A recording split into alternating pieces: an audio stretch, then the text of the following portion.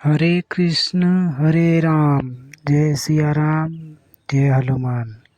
तो भक्तों, आज मैं फिर से आ गया हूँ अपने यूट्यूब चैनल पर, जिसका नाम है भक्ति भाव फीलिंग चैलेंज। तो आज मैं बताना चाहता हूँ मंत्र की सिद्धि के ऊपर। आप सबको मैं बताना चाहता हूँ कि कल कुछ काम की वजह से मैं कल वीडियो अपलोड नहीं कर पाया, उसके लिए क्षमा चाहता हूँ। फिलहाल आज मैं चलता हूँ वीडियो के ऊपर।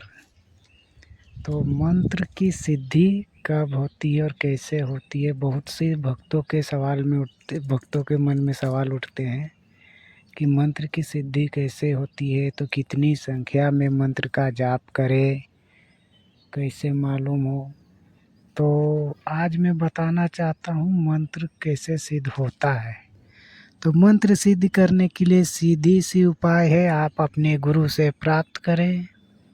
और अगर आपके गुरु आपको नहीं बताते हैं तो आप किसी भी देवी या देवता का पूजा या पाठ करते हैं, या कोई भी उसका चालीसा का पाठ करते हैं, तो वही चालीसा आप पाठ करें। अन्यथा अगर आपको गुरु ने कोई मंत्र दिया हुआ होगा तो अपने गुरु के आदेश पर उस मंत्र का नियम अनुष्ठान करें और उसकी जाप करें और उसे सिद्ध करें। अब बहुत से भक्त होंगे जिसको मालूम नहीं है कि सिद्धि कितनी संख्या पर मिलती है। तो भक्तों, ये तो कहा नहीं जा सकता कि सिद्धि कितनी संख्या के ऊपर मिलती है, क्योंकि सिद्धि आत्मभाव से मिलती है। संख्या तो आप कितना भी लगा लीजिए, उससे कोई फर्क पड़ने वाला नहीं। सिद्धि आपके भाव से मिलती है। अगर आपकी संख्या अच्छी हो, जैसे कि मान के चलो 11 माला 21 माला किसी भी मंत्र का, तो वो मंत्र लगभग आप 11 माला करेंगे तो लगभग आपका 41 दिन लग ही जाएंगे। वो भी श्रद्धा देखना पड़ेगा, आपके मंत्र के ऊपर श्रद्धा कितनी है।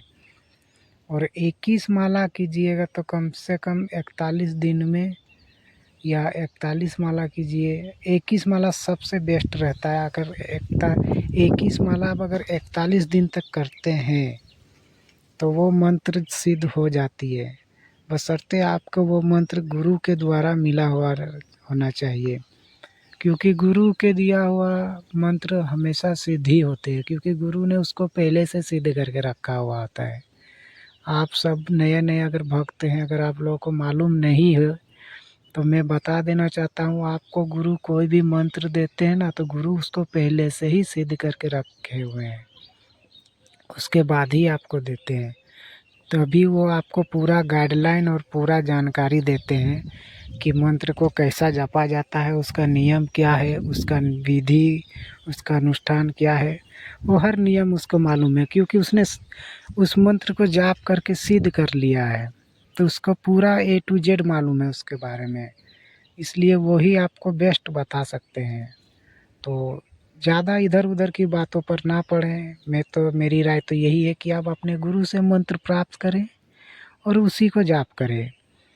11 माला 21 माला डिपेंड करता है कि आपकी श्रद्धा कितनी है अपने इष्ट के ऊपर।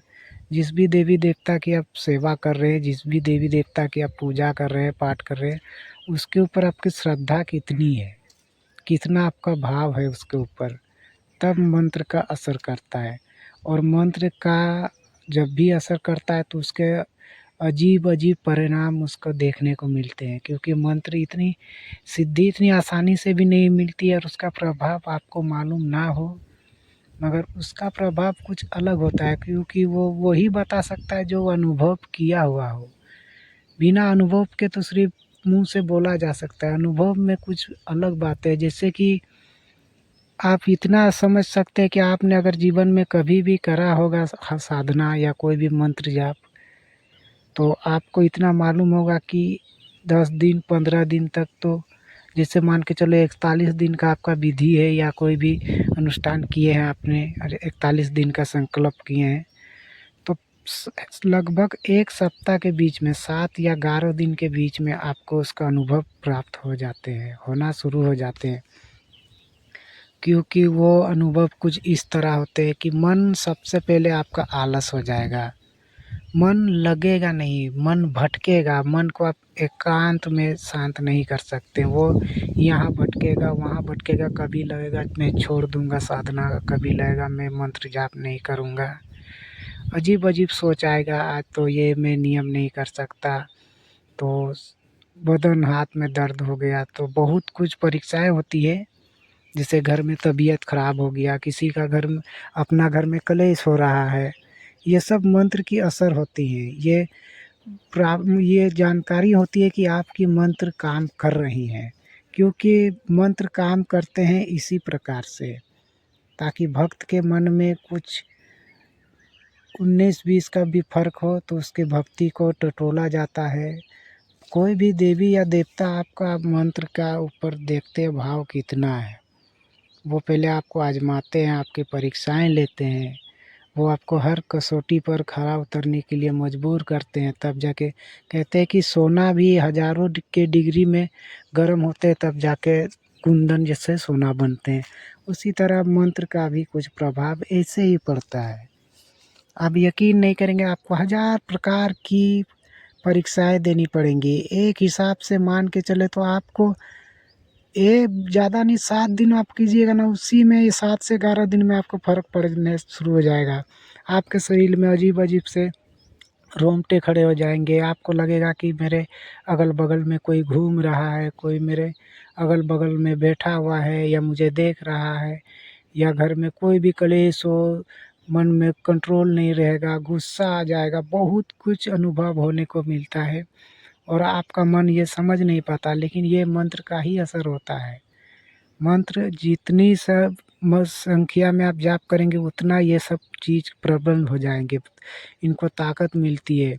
ये सब हटेंगी जिस टाइम आपका मंत्र सिद्ध हो जाएगा, ये सब सारी दिक्कत, सारी मुसीबत सब दूर हो जाएँगी, आपके नज़रों से भी, आपके ज़िंदगी से भी, आपके ज़िंदगी के हर मुसीबत से वो आपको छुटकारा मिल जाएगा। लेकिन इसका असर तब तक रहेगा जब तक आपको सिद्धि नहीं मिल जाती, और ये सब सिद्धियाँ इतनी आसानी से नहीं मिलती है, बहुत कठिनाई होती है।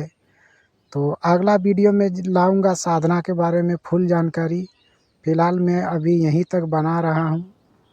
अगला वीडियो में इत्मीनान से 10-12 मिनट का बनाऊँगा, उसमें फुल जानकारी दूँगा क्या-क्या अनुभव होते हैं।